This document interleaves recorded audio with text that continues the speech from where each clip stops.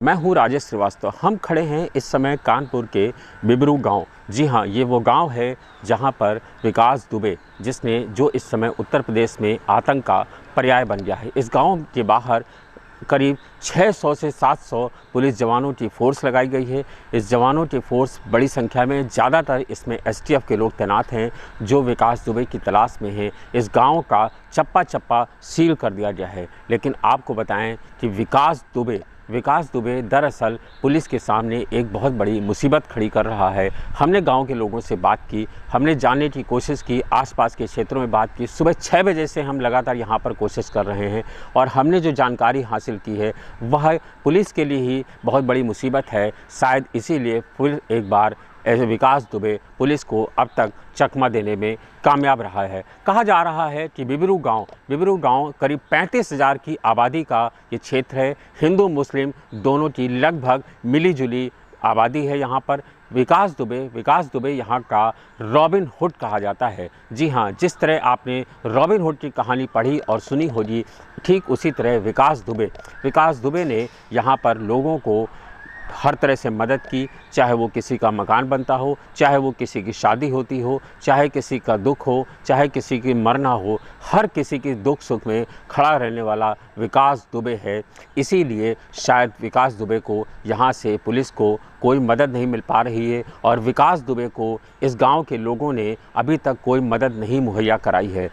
आपको बता दें, ये पहला मौका नहीं है। जब पिछली बार उसने भारतीय जनता पार्टी के राज्य मंत्री को गोली मारी थी थाने में घुस करके, उसके बाद ही शायद यही स्थिति थी और उस समय भी यही स्थिति रही और लोगों ने उसकी तलाश की और तब भी इसी तरह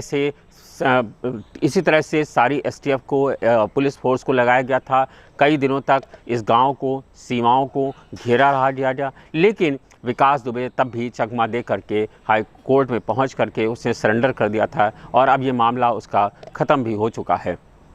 तब भी विकास दुबे के खिलाफ कोई गवाही नहीं मिली और गवाहों के बयानात के उसमें इल्ज़ाम में वह बच गया और आज भी वही स्थिति है कि विकास दुबे को उसके खिलाफ इस गांव का कोई बोलने वाला नहीं है। इसीलिए कहा जा रहा है विकास दुबे बिबरू गांव का रॉबिन हुड है। बताते हैं कि यहाँ पर पिछले 30 सालों से कोई भी ऐसा प्रधान नहीं हुआ जिस पर विकास दुबे का संरक्षण न प्राप्त हो। विकास दुबे की पहुंच इतनी थी कि चाहे वो मायावती हों, चाहे वो अखिलेश यादव हों, चाहे भारतीय जनता पार्टी के बड़े से बड़े कद्दावर नेता का नाम हो, हर तक उसकी दखल थी। सीधे वो बात करता था, सीधे लोगों से बातचीत होती थी। कई लोगों का नाम लेना नहीं उचित है, लेकिन विकास दुबे की पकड़ सत्ता के गलियारों तक धमा चौकड़ी के साथ होती थी। विकास दुबे इस समय आतंक का पर्याय बन गया है। ये ऐसा मौका नहीं है कि एसटीएफ ने पहली बार उसके भाई को मार गिराया है। जब पिछली बार उसने भारतीय जनता पार्टी के राज्य मंत्री को मारा था, तब भी पुलिस ने मुठभेड़ में उसके सगे बड़े भाई को मार गिराया था और इस बार भी वही हुआ है कमोवेश। जब उसको मारा गया है, जब विकास दुबे ने 8 पुलिसकर्मियों को शहीद किया है, तब उसके चचेरे भाई को और उसके मामा को पुलिस ने मार गिराया है और इन दोनों लोगों को बताया जा रहा है कि विकास दुबे के साथी रहे हैं।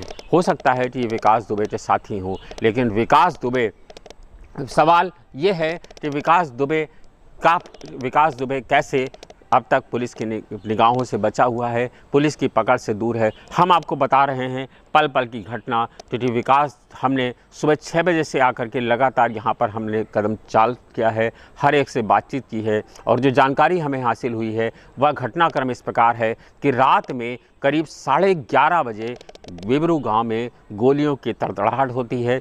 पुलिस की चौक नंबर 1 पुलिस जब जान रही थी कि विकास दुबे किस तरह का अपराधी है, विकास दुबे को पकड़ने गई तो ना पुलिस की गाड़ी में बुलेट प्रूफ जैकेट थी, ना किसी पुलिसकर्मी ने बुलेट प्रूफ जैकेट पहन रखी थी। नंबर 2, जब पुलिस की गाड़ी ने जेसीबी देखी तब पुलिस ने वहां से अपने अधिकारियों को सूचित नहीं किया और सीधे ही ऐसे मुकाबला करने पहुंच गई।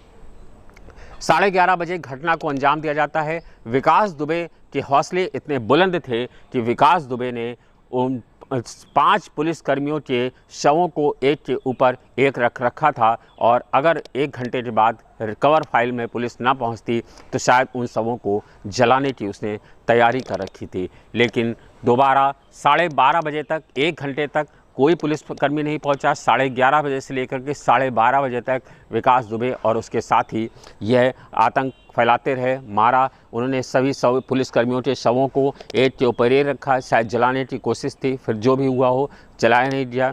कुछ लोगों के सीओ के सर में गोली मारी गई, उनका पैर भी काटा गया है। जिस आतंक, जिस दुर्दांत तरीके से इस घटना को अंजाम दिया गया है वह निंदनीय है। जितनी भी निंदा की जाए उतना कम है। उसके बाद बताते हैं कि करीब सुबह 3 बजे पुलिस के आला अधिकारी पहुंचते हैं और सारे लोगों को पहुंचाने की कोशिश करते हैं। जो घायल पुलिस वाले थे उनको अस्पताल पहुंचाया जाता है। यानी कि 11:30 बजे से लेकर के 12:30 बजे तक पूरा 1 घंटा उसके पास था। 2 बजे कुछ पुलिस वाले पहुंचते हैं और उनको फोर्स पहुंचती है और उनको ले जा कर के सिर्फ तब तक यही प्रयास किया जाता है कि इन लोगों को अस्पताल पहुंचाया जा सके। उन लोगों को अस्पताल पहुंचाया जाता है, लेकिन रात में 3 बजे पुलिस फोर्स, भारी पुलिस के साथ गांव में प्रवेश करती है। यानी कि आप सवालों को समझने की कोशिश करिए। 11:30 बजे से लेकर के 3 बजे तक विकास दुबे और उसके साथी पूरी तरह से बेफिक्र थे और उनको मालूम था कि उन्होंने इस बड़ी घटना को अंजाम दिया है। उसके बाद विकास दुबे तब तक कि ना कोई थाने की सीमाएं सील थी, ना कोई ज़िले की सीमाएं सील थी। यानी विकास ने बड़े आराम से अपनी घटना को अंजाम दिया और वह अपने गंतव्य तक शायद पहुंचने में कामयाब ही रहा होगा, क्योंकि अभी तक पुलिस की पकड़ से दूर है। और एसटीएफ ने इस बार भी पिछली बार की तरह ही उसके मामा और उसके चचेरे भाई को मार करके ये बताया है कि हमने उस तक अपनी पहुंच बनाई है। भले ही आज बिबरू गांव को आप हमारे गांव के पीछे देख सकते हैं, इस गांव को भले ही छावनी बना दिया गया है, लेकिन जो स्थितियां हैं वह इसके बिल्कुल ठीक उलट हैं। विकास दुबे के खिलाफ़ न पिछली बार कोई गवाही देने वाला था, न इस बार विकास दुबे के खिलाफ़ कोई भी गवाही देने वाला है। गांव के लोगों से जब पुलिस ने पूछताछ की तो पुलिसकर्मियों को जो गांव वालों ने बताया वह तो और भी हास्यास्पद है। उन लोगों ने बताया कि पिछले 3 दिनों से विकास यहाँ पर है ही नहीं। यानी कि अब आप समझ सकते हैं उनकी इस दलीलों से कि विकास दुबे के साथ गाँव वाले कितना खड़े हैं और कितना पुलिसकर्मियों के साथ खड़े हैं। यानी कि पुलिसकर्मियों को शायद यही समस्या आ रही है कि गांव के करीब 35,000 की आबादी, यानी कि करीब तकरीबन 4 से 4,500 घर हैं इस गांव में, और इस घर में कोई भी आदमी यानी कोई भी घर का व्यक्ति विकास दुबे के खिलाफ़ बोलने को तैयार नहीं दिख रहा है। इसीलिए पुलिस के सामने कमोवेश यही दिक्कत आ रही है। लेकिन रॉबिन हुड के स्टाइल में विकास दुबे ने घटना को अंजाम दिया और गांव के साथ उसका बच्चा खड़ा हुआ है और विकास दुबे एक बार फिर से चकमा देने में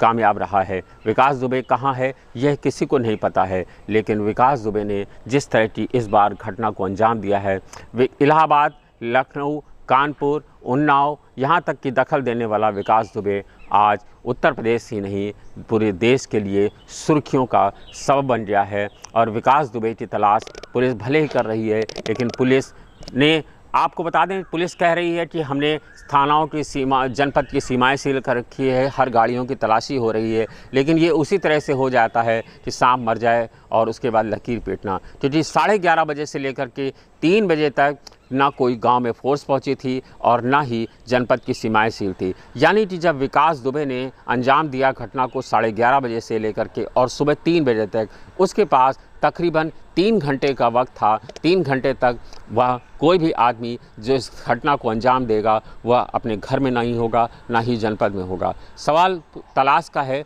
पुलिस अपना काम कर रही है, लेकिन विकास दुबे को, जब पिछली बार उसने सुभाष दुबे को मारा तब उस पुलिस ने उसके भाई को, बड़े भाई को गोली मारी। इस बार जब पुलिसकर्मियों को मारा गया तो पुलिसकर्मियों ने उसके चचेरे भाई को और उसके मामा को गोली मारी, लेकिन विकास दुबे तब भी बच गया था। और विकास दुबे इस बार भी पुलिस की पकड़ से लगातार दूर है। पुलिस अभी उसकी तलाश कर रही है। बिबरू गांव को छावनी बना दिया गया है। तकरीबन 600 से 700 पुलिसकर्मी पहुंचे हुए हैं।